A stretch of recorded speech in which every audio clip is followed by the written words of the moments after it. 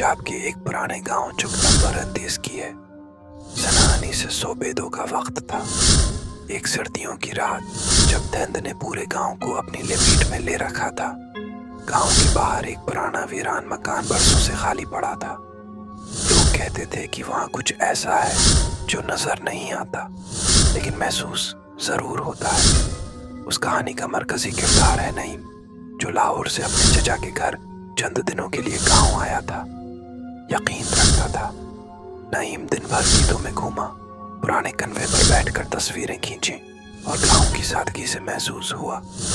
شام کو جب اس نے ویران مکان کی بات سنی تو اس نے قہقہ مار کر کہا، بابا جی، یہ سب دیسی فلموں کی باتیں ہیں، جن بھوت کچھ نہیں ہوتے۔ بابا کریم، جو گاؤں کے سب سے بزرگ شخص تھے، سنجیدگی سے بولے، آؤ پتر، رات کے بعد اس دروازے کے پاس مت جانا، وہ دروازہ بند نہیں ہوتا، اور جو اس پار گیا واپس نہیں آیا۔ نعیم ہنستا رہا، مگر وہ جانتا نہ تھا کہ رات کیا لانے والی ہے۔ رات کا وقت، پہلا اشارہ۔ رات کے 12 بجے اچانک باہر سے دروازے کی چرچراہٹ سنائی دی۔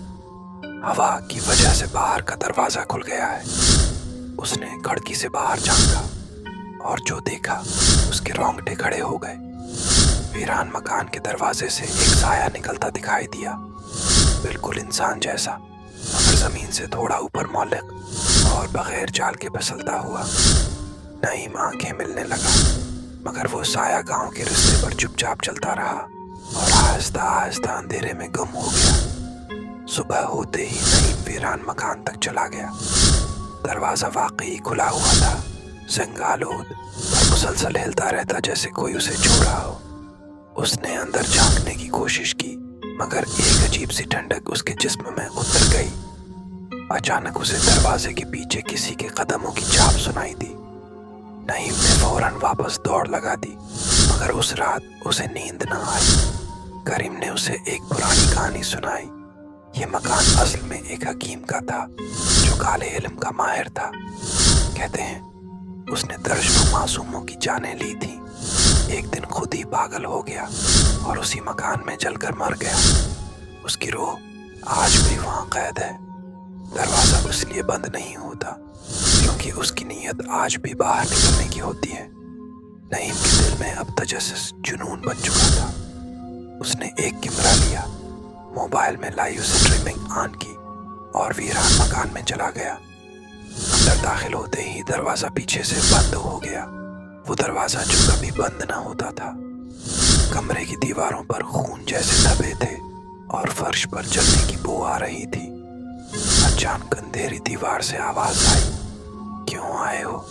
تم بھی باقیوں جیسے ہو۔ کی سانسیں تیز ہو گئیں۔ اس نے پیچھے مڑ کر دیکھا، ایک سایہ کھڑا تھا، بغیر آنکھوں کے، مگر دیکھتا ہوا محسوس ہوتا تھا۔ نعیم چیختا رہا، دروازہ کھولنے کی کوشش کرتا رہا، مگر کچھ نہ ہوا۔ صبح تک دروازہ ویسے ہی ہلتا رہا اور اندر سے کوئی آواز نہ آئی۔ صبح جب لوگ وہاں پہنچے، دروازہ پھر کھلا ملا۔ اندر صرف ایک چیز تھی، نعیم کا موبائل جو زمین پر گرا ہوا تھا۔ ریکارڈنگ میں صرف یہی سنا گیا، دروازہ کبھی بند نہیں ہوتا، لیکن جو اندر گیا وہ کبھی باہر نہیں آیا۔ کہتے ہیں نعیم کا کوئی سراغ آج تک نہیں ملا اور وہ مکان آج بھی ویسا ہی ہے، دروازہ کھلا، ہلتا ہوا جیسے کسی کو بلاتا ہو۔ یہ کہانی ایک سچے واقعے پر مبنی ہے جو مقامی افراد کی زبانی مشہور ہے۔ اگر آپ رات کو کسی ویران جگہ کے پاس سے گزریں اور دروازہ خود بخود ہلنے لگے تو رک جائیں، ہو سکتا ہے وہ نعیم کی طرح آپ کو بھی بلاتا ہو۔